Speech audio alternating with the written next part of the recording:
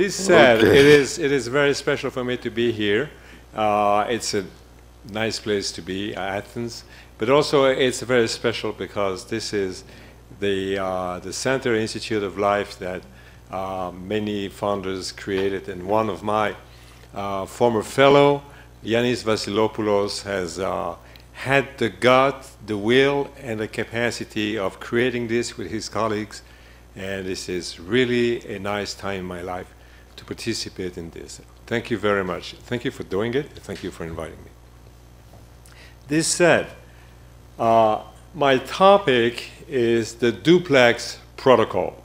Now, I understand you are not all doing IVF for a living, and therefore I will try to take you through this talk, trying to outline the rationale, the interest, and the limits of this dual protocol. Evidently, it does not come out of the blue. It is an evolution in the way we stimulate ovaries that actually is important for onco-fertility, because things are not the way they were not too long ago. So we will go into the concept of the emergency ART very rapidly, the timing of it, because for the duplex it counts. The antagonist generates trigger as an option. This was already alluded to by the previous speakers, so very briefly. The fact that actually it has eradicated one of the risks of ovarian stimulation, which was ovarian hyperstimulation syndrome, which was pretty bad when the woman had to wait for chemotherapy, that she was actually sick with something else. A random start was alluded by the previous speaker, but I'll say the random start and luteal phase start COS are actually the premises for the duplex. And the duplex was originally proposed for the poor responders, and then now it is also an option for fertility preservation, be it with cancer, also with other disorders, such as notably women who need to have surgical operation for endometriosis and who are likely to have diminished ovarian reserve thereafter. So the concept is this. I mean, you have gone through this, but I want to emphasize the fact that collaboration with the oncologist in the type of a network is crucial, because this allows you to gain time. Ideally, you have the fertility preservation clinic right at, in the case of breast cancer, right after surgery, but we'll see we can do even better than that. And this gives you the emergency ART, and the random start allows you to very well fall within the time frame that you have before chemotherapy. Obviously, this is breast cancer. It is a typical schedule, and it remains the most common of the protocols that we deal with. The duplex takes you 2 weeks, but gives you twice as much, as we will see. So you have to squeeze that into that limited time frame. Now, evidently, one way to gain some time is to actually see the patients before they have surgery. And this is what we are striving to do. This is what we had initiated to do in Switzerland when I was in Switzerland with Yanis, and then I moved to Paris, and Yanis come along with me. And we're trying to do now in Paris to actually have the oncologist pre-screen the infertility questions, and then have us discuss the treatments even before surgery. The limits that we now have are still the time it takes for the full path report to be coming, be sure that the margins are safe, and so on. But then now, if you do that, you'll see that you can squeeze the 2-week duplex. And with duplex, you get twice as much, or twice as many, I should say. The agonist and the antagonist protocol and GnRH trigger, again, a very brief recount of all of this, because I think it's important. We had the long protocol, the agonist long protocol, with a temporary flare-up. This was followed by the stimulation itself, and the triggering of ovulation with ACG, which was looked at as menial, and it is not menial, as we will see, because actually most of the problems we had with ovarian stimulation before is not due to estradiol, is not due to the number of follicles, but is due to what we looked at least ACG. So the antagonist protocol, there is a lack of synchronization. That's a problem for regular ART. You have the ability to use the antagonist here and trigger with the agonist instead of ACG. And this is much more important than we thought it would be. It is much more important, particularly in the context of fertility preservation and cancer. No HSS, low risk. This is a low risk ART for high risk patients, and the cancer patients are in some ways high risk patients. In 2 words, but it's important, I think, because we have to de-dramatize the ovarian stimulation for the people who do not do that all the time. The hazards and the risk, we figured, and we, all of us, figured that the hazard inherent to ovarian stimulation was linked to the multiple follicle situation that you trigger with FSH and the high estradiol. And this was bad because this caused ovarian hyperstimulation and potentially created venous thromboembolism, which some patients may be more prone to in the context of cancer. This actually was wrong, deadly wrong. These were not the hazards. In true facts, the problems are basically, maybe not only, but basically inherent to the fact that ACG was used for triggering ovulation. And this actually caused ovarian hyperstimulation and created a factor for venous thromboembolism, maybe not the only one, but probably the primary one. ACG acts on the small follicle to increase VEGF production, which actually altered membrane permeability, and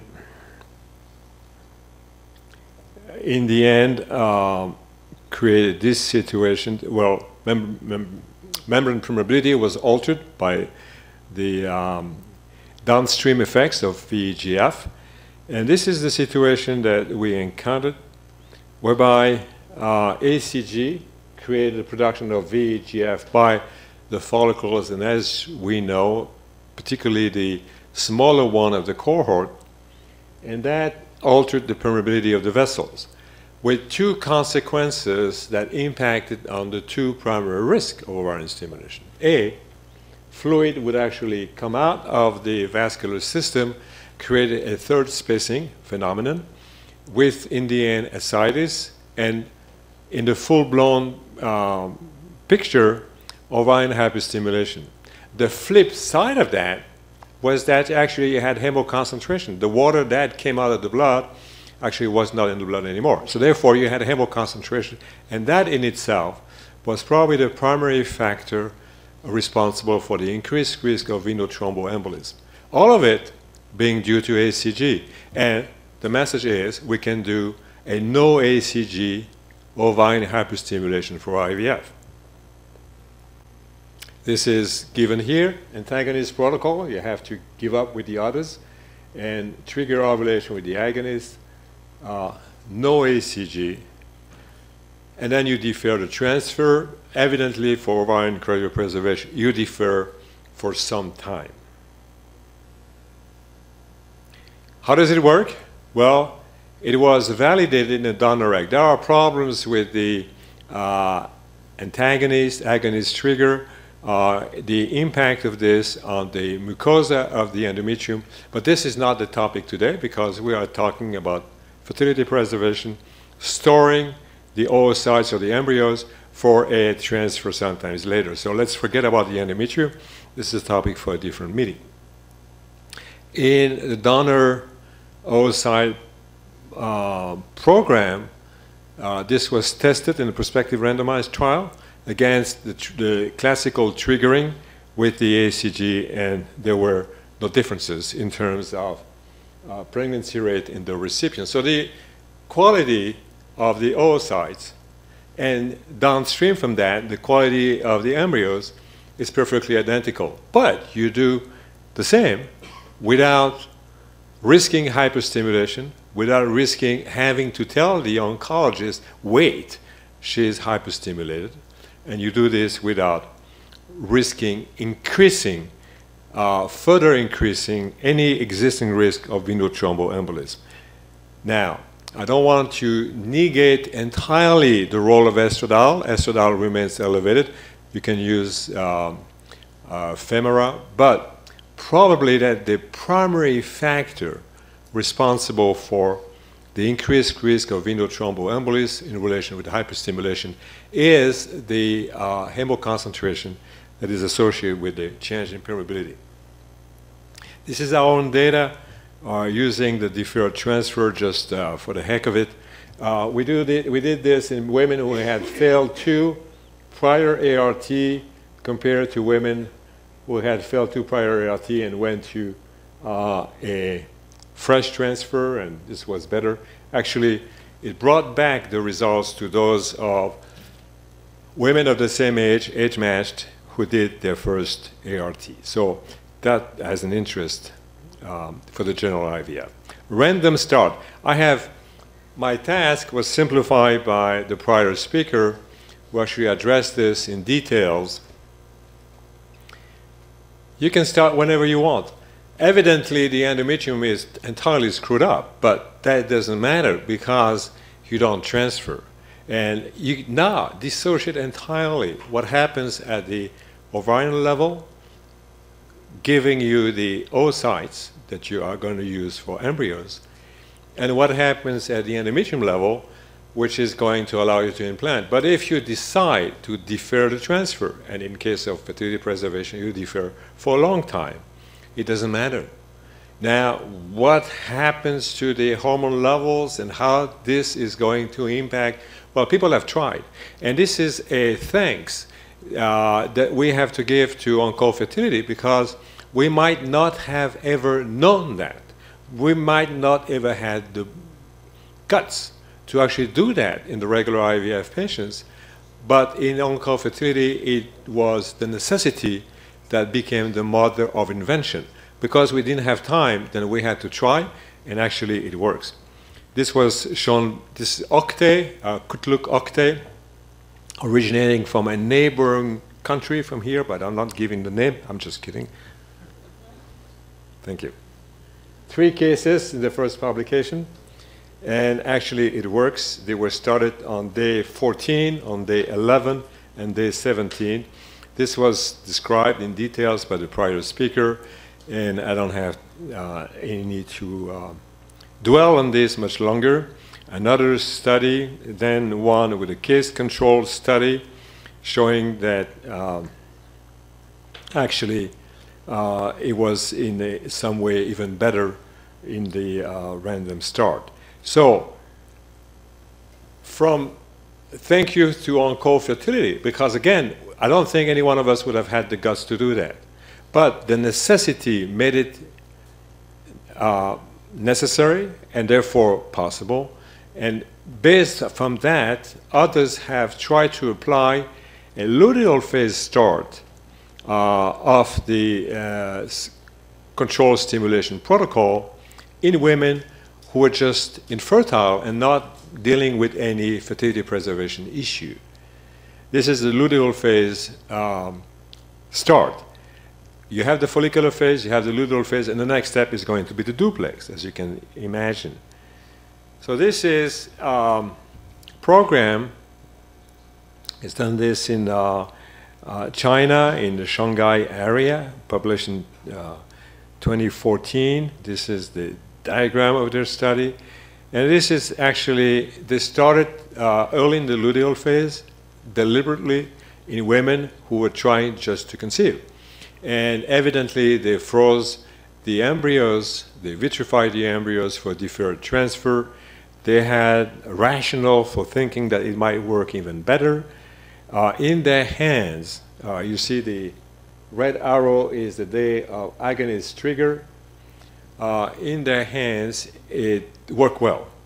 I don't think they had the data to indicate that it might be any better, but it worked well in the luteal phase. These are the results of the first FET, 53% ongoing pregnancy rate. this in their hands is good. Now, I open a parenthesis very briefly to indicate that there are some oddities occurring in Asian people. They probably don't do as well in fresh transfer as do women of Caucasian origin, or if you will, pale faces. Something is happening with Asian people. They don't implant very well, but that only affects the fresh transfers. So we now start to realize that something is happening in those people, affecting the endometrium, but not in the deferred transfer. So now, the duplex. So you have the follicular phase, you have the random anytime, and then you have the luteal phase. The logic next step is to put them back to back and get a duplex protocol. This was done again by the people in Shanghai, hence the Shanghai protocol. The investigators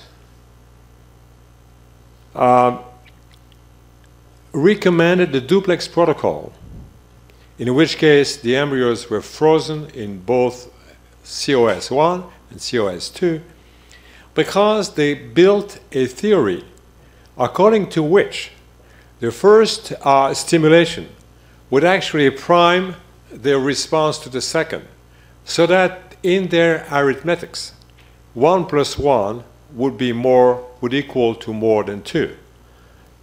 Who can beat that? 1 plus 1 equals 3. I mean, even Pasquale would come on with us, okay? Yes, but you will see. This is the protocol. Draw your, slide you've shown it already once, so in case you didn't see it right the first time, I'm going to show you the second time with a little more details. The first stimulation is on day 3, HMG 150 QOD, which in good American means every other day. I guess it's in Latin, is it not? It is. Agonist trigger, oocyte retrieval, and you start right after. But hold on and pay attention. The dose is different. It's 225, it's more, and it's every day. So you know you have 2 regimens. And you trigger ovulation. This also should be accompanied by the fact that they use clomiphene and letrozole, but letrozole for 4 days. In the second stimulation, there's no clomiphene, but there is letrozole all through. Clearly, COS1, I don't make any judgment. I mean, this was probably right because the results were good. But the 2 protocols of COS1 and COS2 are different. And COS2 is stronger, heftier, with HMG more every day instead of every other day. Pay attention to the fact, too, that they use ibuprofen and not the antagonist to prevent spontaneous ovulation, which is an unproven way of doing this. These are the results. Let me move on to. This is the profile with the trigger 1, trigger 2, FSH, LH, estradiol, and progesterone. You see that progesterone is evidently low during the follicular phase stimulation. It is actually elevated during the luteal phase stimulation, with probably a decrease reflecting the first corpus luteum and then maybe a re-increase from the new follicles. So it's kind of messy. But you know what? It works. As long as you don't transfer the embryos, which is actually what you want to do in fertility preservation. God bless you. Actually, you can't read this because it's starting to be late in the day, but let me show you a diagram of the results. Number of metaphase 2 oocytes in COS1 and COS2. almost twice as many. Those are poor responders, by definition poor responders. 1 plus 1, according to the arithmetic of Pasquale, equals 3. Pretty good.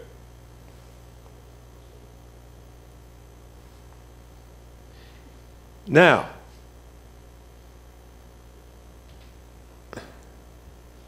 the two stimulations are different. So the question we raised, is the difference, is the arithmetic of 1 plus 1 equals 3 really what they said, that there is a priming effect of the first stimulation which makes the second one more efficient, or is it not just that they use more HMG during the second? Evidently it makes a lot of difference. And so what we did is we did our own study. It's now published, and we wanted to know what are the bases of this equation. So what we did was the obvious, simple thing to do. 2 classical ovarian stimulation regimens in the follicular phase and right after in the luteal phase. In our case, the protocol is synchronized with the pill. We start the stimulation on Friday and the retrieval during the week. If I were to make my people work on the weekend, they would behead me. This is how it is in France, my dear. Okay. Second stimulation, we do 1 or 2 days of antagonists according to when the retrieval occurred, and we start again the Friday after the retrieval and right back into the stimulation. The question we ask ourselves, how women tolerate. They tolerate in China, but what about in France, where they have the right to express themselves and be unhappy and write to the director of the hospital? And are there cysts going to form? Is it going to be a catastrophe? This in poor responders also. This is what we got. We got a little more oocyte on the first stimulation, but when you look at M2 oocytes, there's no difference anymore, so we got the same. And evidently, everything was fertilized, developed to the blast stage, and then cryopreserved. When you look at the number of blasts, there's no difference. And we got 1 blast for the first stimulation, poor responders, and 1 blast for the second. And you know what?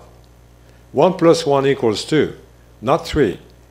And we believe that their finding was due to the fact that they had 2 stimulation protocols, but 1 plus 1 equals 2 is good in certain circumstances and possibly in infertility preservation.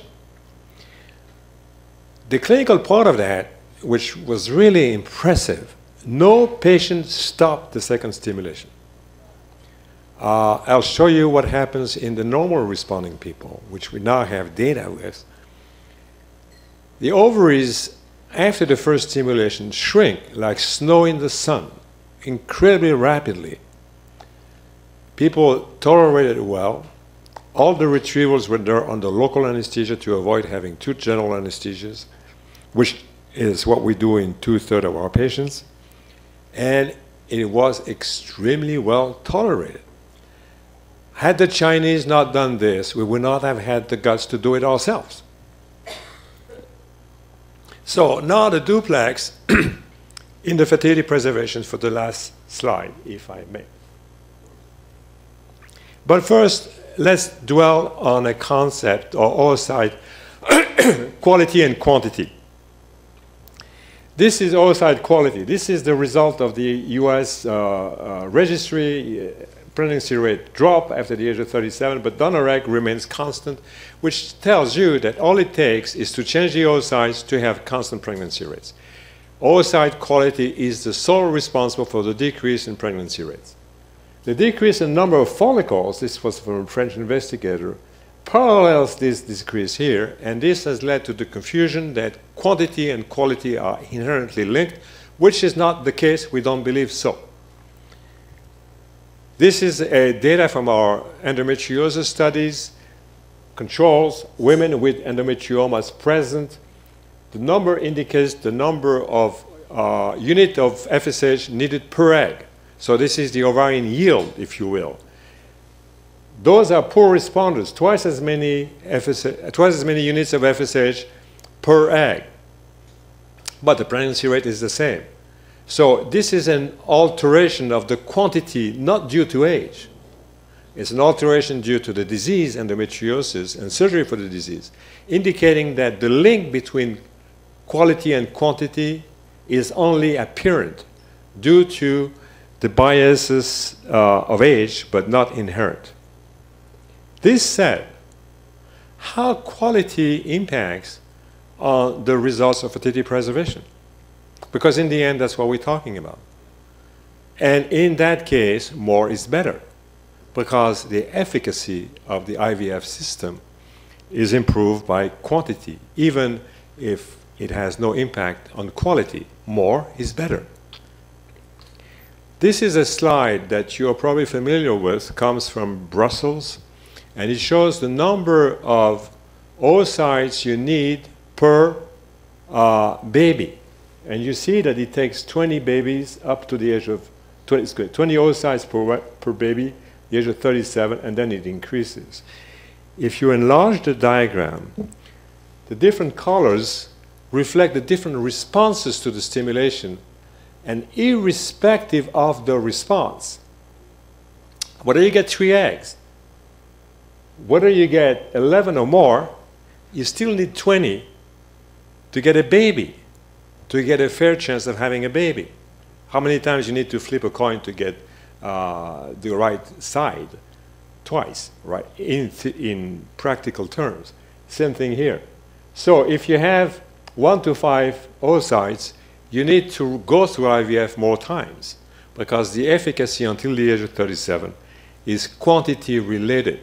Therefore, the duplex makes sense, because if you get twice as many, you're getting closer to getting a full baby with 2 arms and 2 legs. So this is really the last slide. This is the number of cases that we have done. COS1 and COS2. One patient did not go to COS2. Infertility preservation, not cancer. Most of them were prior to surgery for endometriosis. Cancer, we still have a problem for the timing.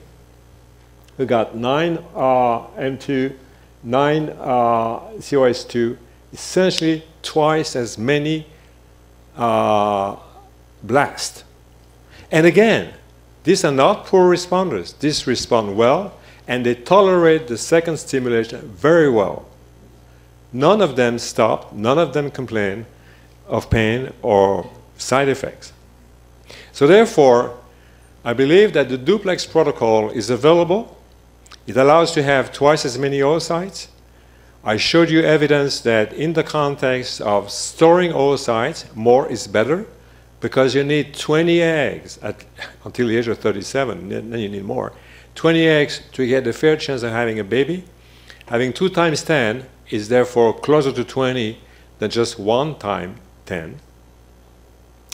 Therefore, everything that has been said by Pasquale about organizing the relationship of the fertility preservation program and the relationship with the oncologist to actually make the better use of the time we have, notably for breast cancer, is crucial, because therefore I think we could apply the duplex protocol to all these patients and double their chances of having a baby later on.